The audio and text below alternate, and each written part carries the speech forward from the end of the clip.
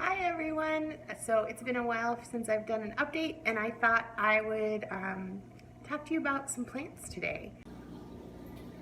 So one thing I expected when I moved, since I moved from central Washington, which had a pH of about 6.8 to 7, depending on the time of year out of my tap, and a TDS of below 150, was when I moved to Vegas that, in the pH here is like 8.4 and the TDS is over 500 out of the tap, that I would have massive plant die off.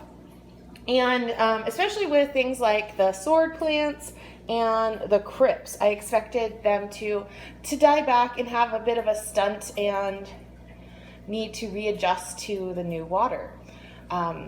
Surprisingly, however, everything has transitioned without any die-off really whatsoever. All the crypts, you can see the pot of crypts is doing great. The swords are doing really well. This Apontogeton has taken off. It was never quite that big before, but it's really gone quite viral on itself. And all the fish have done amazing in the transition. I did have losses, but that was during the trip itself. But since then, especially this tank, everyone's been doing really well. And, I'm constant spawning activity from the quarries. And my little crypts, my crypt parvas, are doing really well. And they're starting to grow in a little bit more. So that's nice to see. If the plecos will stop burying them, of course. And, so I'll just show you a couple of the other plants. So, like, the plants in this tank, I did not expect this plant to respond to this hard water.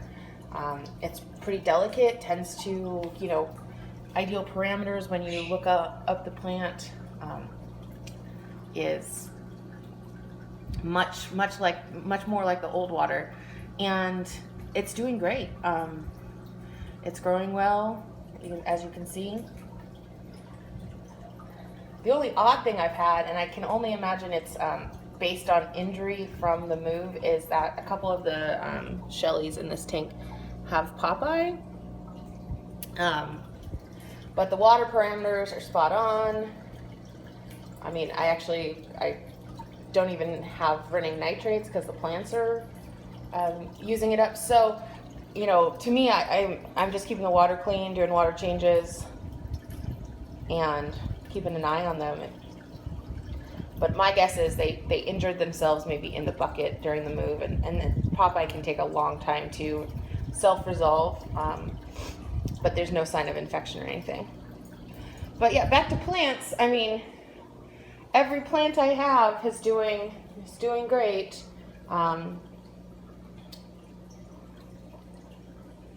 Absolutely no die-off on that. This tank is doing fantastic. I added more shells, and they're starting to dig out territories around them. So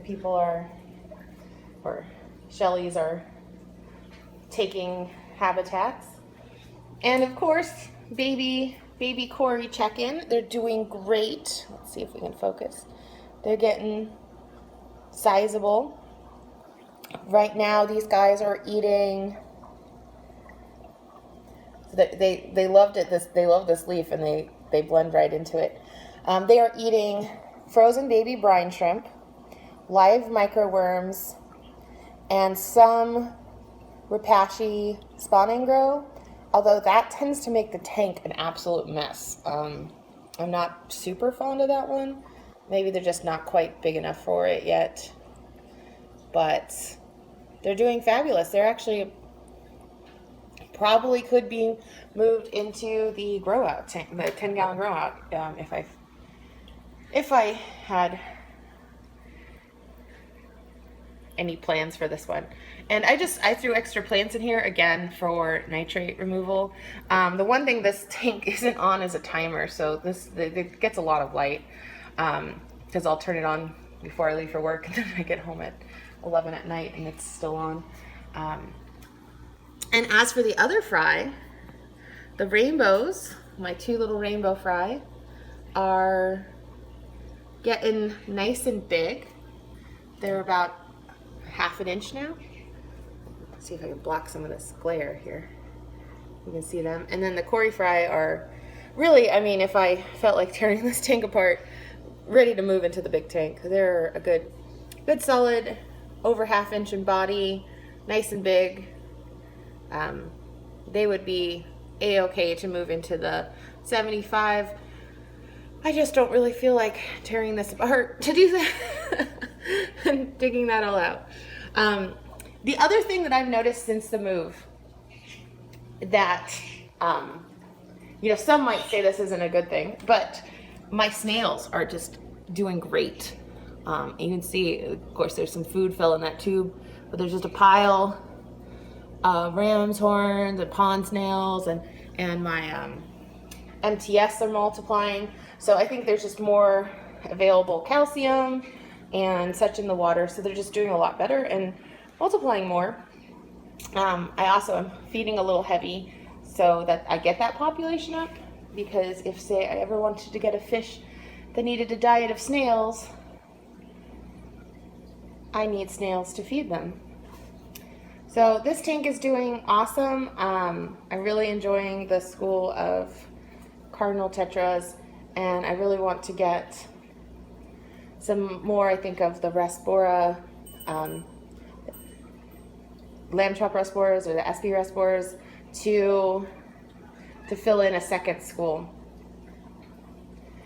And of course, eventually move over some of the Corys. Oh, here's the little baby Cory that survived somehow in this tank.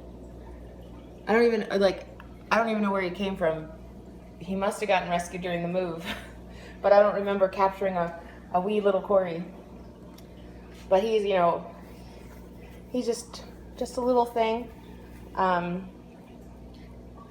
So now that there's less predatory fish, you know, not the rainbows and the Siamese alligators and the roseline sharks, there's a lot higher chance that eggs will make it in the tank. And it looks like the Sturby Corys are spawning in the back.